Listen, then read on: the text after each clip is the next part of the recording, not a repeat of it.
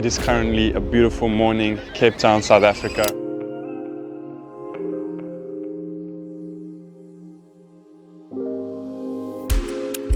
Holy Spirit, let your fire fall.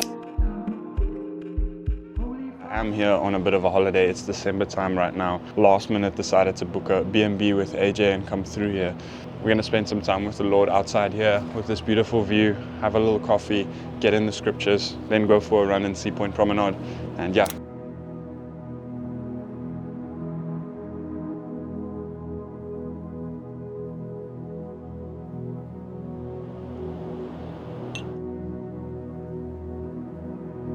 Things to you that seem so simple. Why would I film this? No, I can't film this. This is something like special. This is a holy moment. When in reality, this is the discipleship part. This is like where you are living with people, discipling them. You think the disciples, they lived together, they ate together, they spent time in the Word together with the Word, which was Jesus. Now, in our discipleship, it's not just putting on the camera, pressing record and speaking to the people. It's showing them this is life. This is how we live life. This is how you can spend your time. This is the small little habits to swap in and out. That's the power of us filming something like this. So essentially what you're saying is that camera is the other 10 disciples right there Yeah. with us in this moment. Yeah. Digital disciples.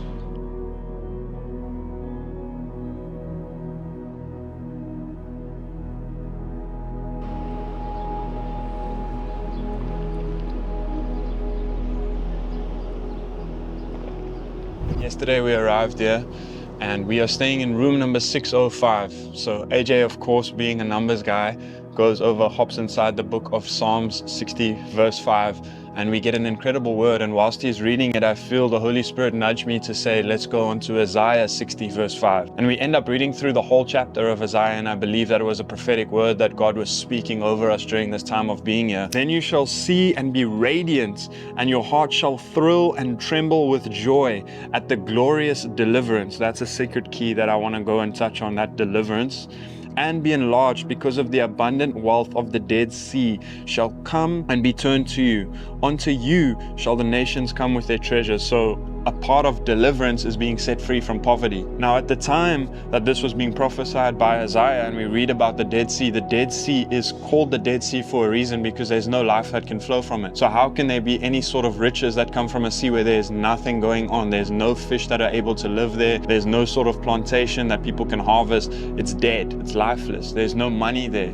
But what was found a few thousand years after Isaiah had passed away, and they started going through and checking out the different minerals inside of the Dead Sea, this is what it was said by this guy called G.T.B. Davis. One is almost staggered by the computed wealth of the chemical salts of the Dead Sea. It is estimated that the potential value of the potash, bromine, and other chemical salts of its waters is 4 times the wealth of the United States. So Isaiah himself did not know this, but the God who caused the Dead Sea to play a part in his program in the last days knew all about it. And he led the prophet to so prophesy here in the verse. So we can be prophesying things and speaking over things that seemingly are dead, and they hold no value and they hold no life, but God knows behind the scenes. He knows the depths of what is going on, and that is the level of prophecy that is being poured out over us during this last time. Alright, so we finished up with quiet time now. The brother Jasper and Sebastian just pulled up. Sebastian's been overseas most of this year. He works in the yachting industry. So gonna go for a quick run by Sea Point after we finish up with breakfast, and then hopefully manage to get a surf in as well. So it's gonna be a pretty powered day. I'm really excited.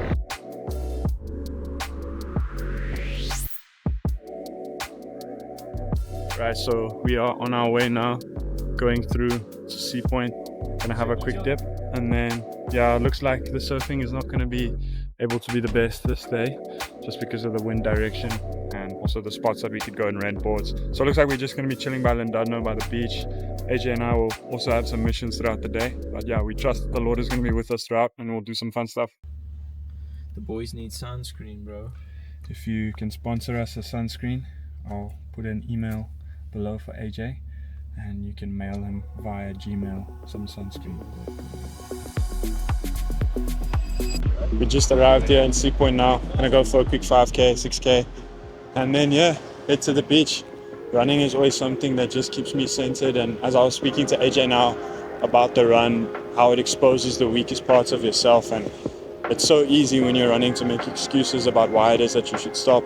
And the more that you practice that habit of pushing through that feeling and acknowledging it as just a passing thought and not a reality, the more that you can apply it into every other area of your life, and especially your walk with God when temptations are coming, when trials are coming. And it's much easier to just give the excuse that God didn't come through for you, so you can drop out and continue with life as it was in the past. But when you practice this habit of pressing forward, no matter what it feels like in the natural, it serves you well. So yeah, we're gonna hit this quick run and enjoy our time.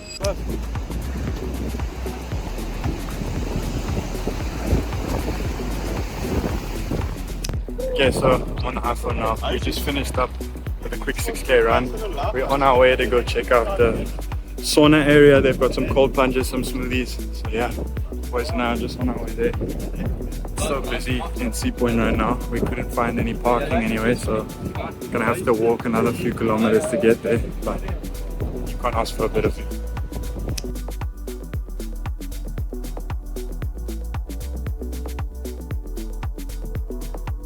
First session, first round, superpower. It's a mental game.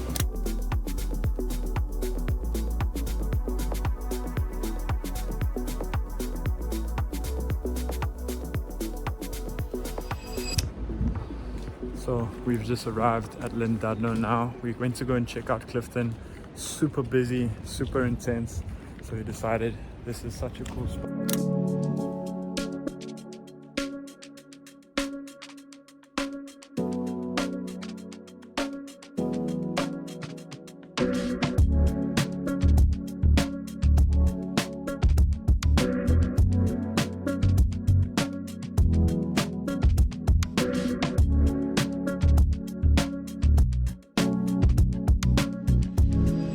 Alright, so we just got back to our Airbnb now after such an incredible day.